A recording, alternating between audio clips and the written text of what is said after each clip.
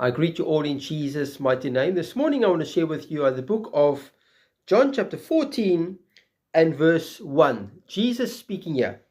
Let not your heart be troubled. If you go to the same chapter, John chapter 14 and verse 27, Jesus speaking here again. He says, peace I leave with you, my peace I give to you. Not as the world gives do I give to you. Let not your heart be troubled, neither let it be afraid. My brother, my sister, are you living in fear today? Are you allowing your heart to be troubled? Are you allowing your heart to be fearful today? Well, my brother, my sister, Jesus says, peace I leave to you. My peace I've given to you. The Lord Jesus Christ has already given you and I his peace. He's already left his peace with you and I.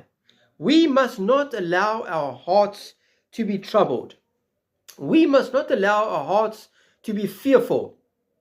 God says in the book of 2 Timothy chapter 1 and verse 7, he says, For God has not given us a spirit of fear, but of love, of power, and of a sound mind.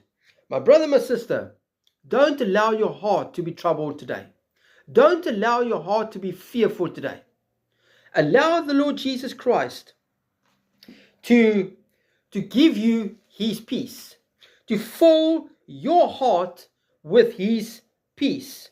He says in Philippians chapter 3 and verse 7, and the peace of God which surpasses all understanding will guard your hearts and minds through Christ Jesus.